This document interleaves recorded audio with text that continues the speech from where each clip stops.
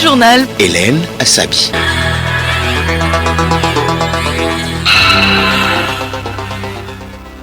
Dernier jour ce mardi de l'année 2024, chacun se prépare pour accueillir l'année nouvelle dans la joie. Nous serons dans ce journal au marché des bétails à Lomé pour le constat.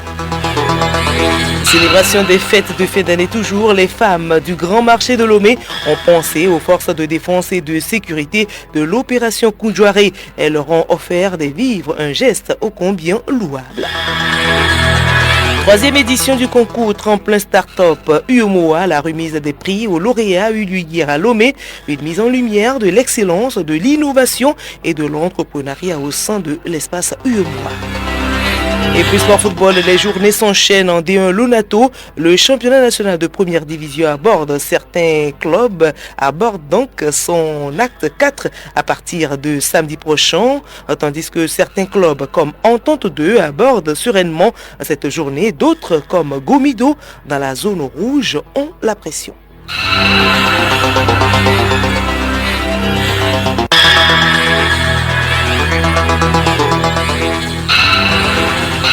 Radiolomé.tg. Mesdames et messieurs, bonjour. Présentation des vœux de nouvel an au président de la République. Les différentes délégations des forces vives de la nation étaient à la présidence hier. Les présidents des institutions de la République, avec à leur tête Madame le Premier ministre Victoire Tomenga-Dogbe, ont transmis leurs souhaits, entre autres, d'un Togo en paix, prospère avec une économie forte sous l'égide du président de la République. Voici justement le communiqué du gouvernement lu par le ministre des Droits de l'Homme, chargé des relations avec les institutions de la République à l'issue de la cérémonie. Pakoum Adjorovi. Dans le cadre de la présentation des vœux du Nouvel An, le chef de l'État, son Excellence, M. Faure et Sozimnam Dassingbe, a accordé ce jour, 30 décembre 2024, une audience au Premier ministre et au président des institutions de la République. On prépare à cette audience le Premier ministre, le président de l'Assemblée nationale, le président de la Cour constitutionnelle, le président de la Cour suprême, le président de la Cour des comptes, le président de la Haute Autorité de l'audiovisuel et de la communication, le président de la Commission nationale des droits de l'homme, le médiateur de la République, le président de la Haute Autorité de lutte contre la corruption et les infractions assimilées, le grand chancelier des ordres nationaux, le ministre chargé des relations avec les institutions de la République. Au cours de l'entretien, le Premier ministre et les présidents des institutions de la République ont tour à tour présenté au chef de l'État, à sa famille et à ses collaborateurs leurs vœux de santé, de paix et de prospérité pour l'année 2025. Ils ont, dans un même élan, émis le vœu ardent qu'au cours de l'année nouvelle, la Providence accorde au chef de l'État une santé d'acier, qu'elle l'éclaire et le guide de sa sagesse afin qu'il puisse poursuivre avec la même abnégation la réalisation de la mission que le peuple togolais lui a confiée. Portant un regard rétrospectif sur l'année qui s'achève, les responsables des institutions se sont félicités des progrès que notre pays a pu accomplir dans le domaine économique et social malgré un environnement international particulièrement difficile. Ils ont notamment salué l'ensemble des mesures sociales fortes données par le chef de l'État pour soutenir durant toute l'année qui s'achève et en particulier en cette période de fin d'année la résilience de nos compatriotes. Ces mesures sociales qui viennent préserver et renforcer le pouvoir d'achat de la population s'inscrivent dans la continuité de la vision politique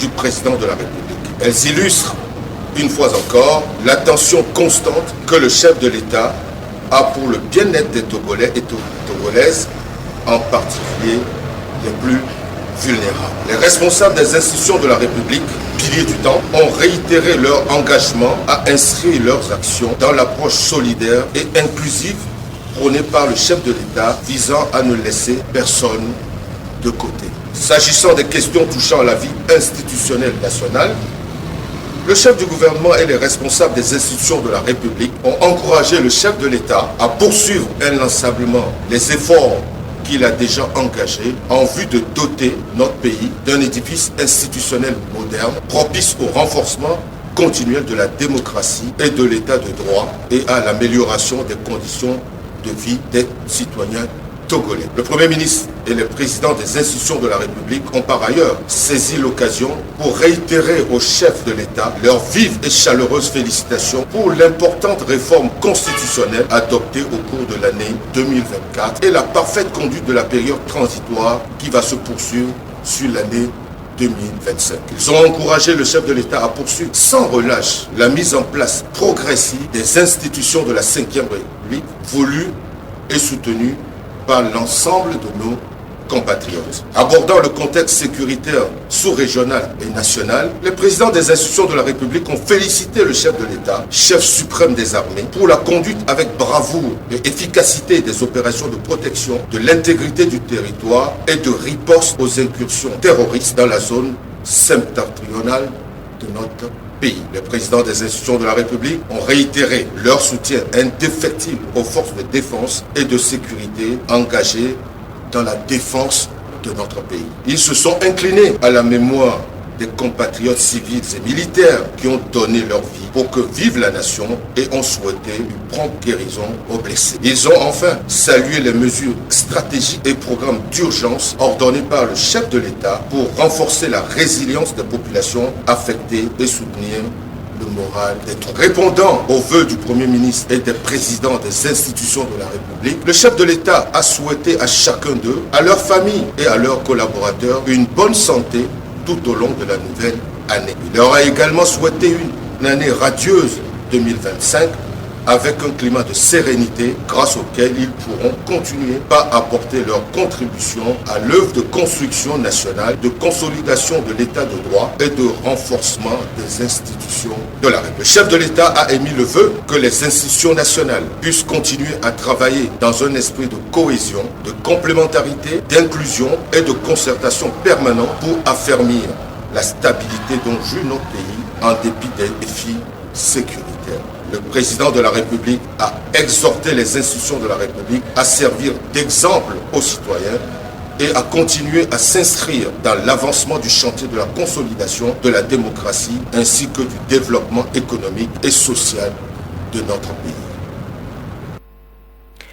Geste de solidarité en cette fin d'année, la fêtière des associations des marchés du Grand Lomé, FAMAL, apporte son soutien aux forces de défense et de sécurité de l'opération Kundjouaré, engagée dans la lutte contre le terrorisme et l'extrémisme violent. C'est à travers un don de vivres composé notamment de riz, de maïs et d'huile. Bénédicte Kanda. Ces femmes ont voulu, par cette démarche, exprimer leur solidarité au FDS pour leur sacrifice, leur professionnalisme et leur détermination en vue de faire face aux menaces sécuritaires et surtout leur précieuse contribution à la promotion de la paix et de la stabilité, conformément à la vision du président de la République. Nos soldats sont ici pour notre paix, nous allons les accompagner et les soutenir. Ce geste hautement patriotique traduit sans nul doute l'amour pour la patrie des femmes togolaises et leur adhésion manifeste à la politique de paix et de sécurité du président de la République, Faure Essozimna Gnassingbé, chef des armées. La fêtière a salué les qualités d'homme d'État exemplaires du président de la République et invité les Togolais à contribuer davantage à ses côtés à la consolidation des acquis de paix et de cohésion nationale. Au rappel, la fêtière des associations des marchés du Grand Lomé est composée de membres issus de 52 marchés des préfectures du Golfe et d'Aguenivé. Et c'est la question dans tous les ménages à quelques heures du Nouvel An. Que manger le premier jour de l'an pour commencer l'année nouvelle? Pour les mieux lotis, cuisses et ailes de poulet dans les assiettes. Mais en fin de compte, chacun se débrouille pour qu'il y ait forcément à manger. Reportage dans le marché de Bossimé, Florent Abi.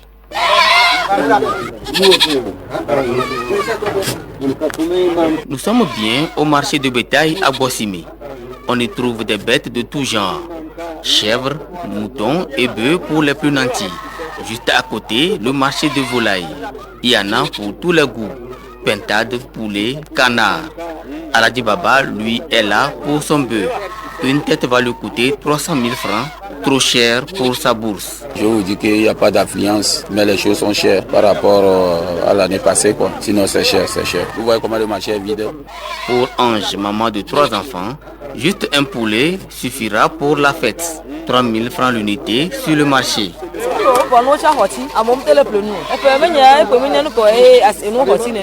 Pour Mohamed, vendeur, ils ne peuvent pas faire autrement. À la brousse, on parle pour payer les choses là. Il n'y a pas les choses là maintenant. On est là-bas. Tout le monde vient de rester dans la ville là-bas. On a laissé les animaux là dans la forêt. Pour rentrer là-bas, là, c'est le problème. Au final, marchands et vendeurs finissent par s'entendre. Dame Ange peut finalement partir avec son poulet acheté à 2500 francs. Chacun en a pour son compte. La fête s'annonce belle chez tout le monde. Dans quelques heures donc, nous rentrerons dans une nouvelle année et pour cette fête de Nouvel An, attention surtout aux tentations de dépenses abusives pour ne pas s'endetter, donner la priorité au budget familial. Il s'élabore en tenant compte des revenus mensuels, des besoins de la maison et des dépenses imprévues. Magolar Tchebi, économiste, nous rappelle comment élaborer le budget familial. Nous devons être réalistes dans l'élaboration de notre budget. Il faut connaître ses forces, ses sources de revenus afin de pouvoir les affecter à des dépenses. Les rubriques que nous devons donner priorité, par exemple, la santé, l'alimentation, l'épargne, transport, le logement, autres dépenses. Et on ne peut pas faire un budget familial sans pouvoir associer les membres de la famille. Je veux parler de la femme et des enfants. Parce que vous devez discuter ensemble sur l'élaboration du budget. Et ce qui est mal en Afrique, le papa ne veut pas que la maman sache de ce qu'il gagne comme salaire. De même que si la femme travaille, ne veut pas que le papa connaisse son salaire. Les enfants doivent être aussi impliqués dans la gestion de ce budget. David Nyamikou, conseiller en éducation financière.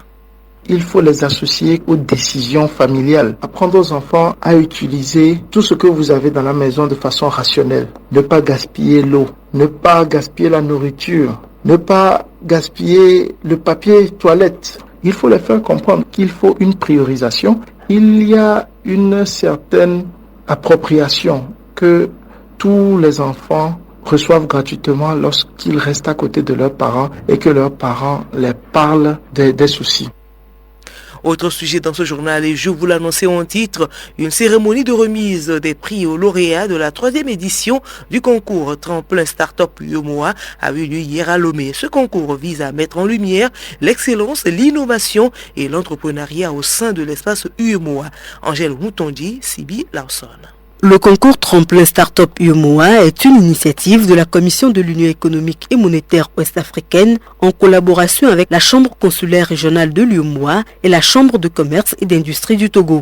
Cette 3e édition a ciblé les startups œuvrant dans le secteur des industries culturelles et créatives, lesquelles qui utilisent une stratégie marketing créative et digitale pour promouvoir le contenu culturel et artistique. Seenam Kavege, directeur de l'assistance aux entreprises. La 3e édition de l'initiative Tremplin Startup UEMOA est faite pour récompenser les entreprises qui sont dans le domaine des industries culturelles et créatives. Cette édition vise à identifier les meilleures entreprises dans le domaine. Nous avons au cours de cette initiative 5 prix régionaux et 3 prix nationaux. Les 5 prix régionaux sont répartis dans les 8 États de l'UEMOA et chaque État a 3 prix nationaux. Placé sous le thème « Le marketing créatif et digital au service des industries culturelles et créatives », le concours s'est déroulé dans les 8 pays de l'UEMOA. Ibrahim Tankari, conseiller au bureau de la représentation de l'UEMOA. Ce thème révélateur répond aux nouveaux défis des industries culturelles et créatives dans le but d'aider les États membres à relever les défis de la mobilisation des ressources, de la disponibilité des images et de la promotion du contenu culturel, artistique et patrimonial de l'espace UEMOA. Chers candidats, je voudrais vous féliciter et vous adresser mes sincères remerciements pour votre détermination et votre abnégation pour avoir tenté l'aventure. Vous êtes l'espoir de demain. Il n'y a pas d'échec dans ce concours, mais plutôt une opportunité et une lucarne pour vous propulser. Les membres du jury ont agi avec bienveillance et exigence, avec une conscience professionnelle irréprochable pour parvenir à ce résultat final. Au terme d'un processus de sélection minutieux, 3 lauréats nationaux ont été dénichés. Ainsi, le premier prix, un chèque de 6 millions de francs CFA, est revenu à la plateforme numérique Artibi, le second prix 5 millions à Makifa et le troisième 4 millions à Clumer. Laura Nouova-Pegli, stratège digitale à Artibi. Artibi, ça met en relation des créatifs dans différents domaines, sport, culture, gastronomie, digital, do it yourself, activité en plein air. Mon sentiment premier à l'annonce de notre victoire, c'est beaucoup de reconnaissance envers notre équipe, envers notre pays et de façon générale envers toute l'Afrique de l'Ouest. Les structures qui ont accompagné les startups ont également reçu des primes. Le journal Hélène Assabi. À l'étranger, au Burkina Faso, les députés de l'Assemblée législative de transition ont adopté un projet de loi. Ce projet est relatif à la grâce amnistiante des militaires condamnés dans le cadre du coup d'État manqué de 2015. En Guinée, la prolongation de la transition semble désormais inévitable. Cette situation suscite des inquiétudes parmi les forces vives et la population qui appellent à un retour rapide à un gouvernement civil et à la tenue des élections. À partir du 6 janvier prochain, elles affirment qu'elles ne reconnaîtront plus le pouvoir au-delà du 31 décembre 2024 et organiseront des manifestations. Et puis conflit dans l'est de la RDC, tandis que tous les efforts des militaires congolais se concentrent pour endiguer l'avancée du M23 soutenu par le Rwanda. Les attaques des rebelles affiliés au groupe islamiste des forces de défense alliées ADF continuent dans le territoire de Béni, frontalier avec l'Ouganda.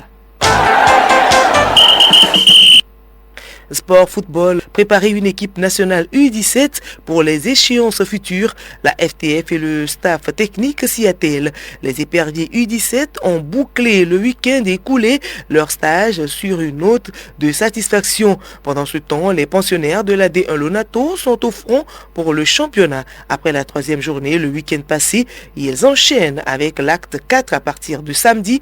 Et dans les états-majors des clubs, ce n'est pas la sérénité chez toutes les équipes. Sibi Lawson.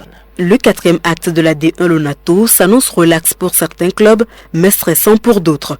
Entente de Delomé, premier de la classe avec 7 points, va certainement aborder sereinement son match face à Espoir de Zior, un autre club qui s'en sort aussi plutôt bien en ce début d'exercice avec une 5e place et 5 points au compteur. AS Bina de Pagouda et CDF Aknour de Bafilo, respectivement 3e et 6e, vont se livrer certainement un match sans merci afin de conforter leurs acquis. La rencontre entre Bourle-Sous-des-Lacs, 2e avec 7 points, et Tombeau de Dacha, 11e avec seulement 1 point, s'annonce intense. Si les requins mâles font le plein de confiance en ce début d'exercice, ce n'est pas le cas des flèches pimentées qui auront à cœur de gagner pour éviter après des calculs.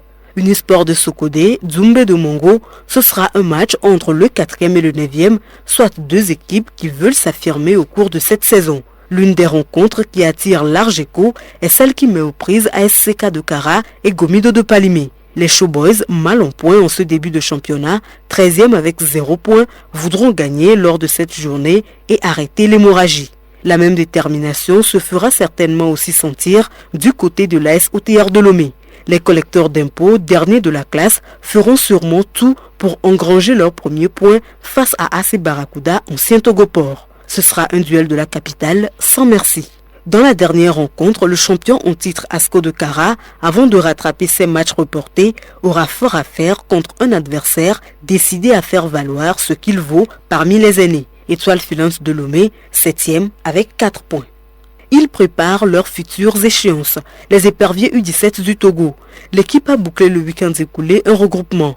Un stage soldé par un match amical qui a vu la victoire des U17 togolais sur International Lions Sport Academy 2-0. Au-delà de cette victoire, ce stage a permis au sélectionneur des U17, Maurice Ntoudjen, d'observer ses joueurs. Ce regroupement, surtout ce match amical, nous a permis de voir les garçons et savoir avec qui continuer de travailler. On a une équipe très en forme défensivement. Ensuite, on a eu des situations de but qu'on n'a pas pu concrétiser. Donc, on a beaucoup de travail à faire sur ce plan, a déclaré Maurice Ntoudjen. Certains aspects comme la cohésion de l'équipe ont été aussi abordés au cours de ce stage en Esthermie.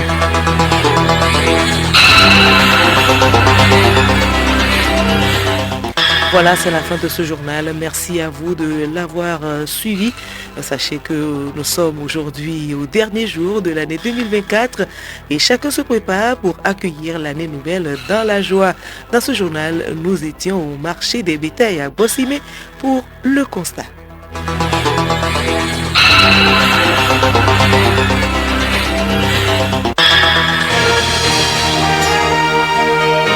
Radio Lomé, boîte postale 434, email radiolomé@radiolomé.tg. Radiolomé.tg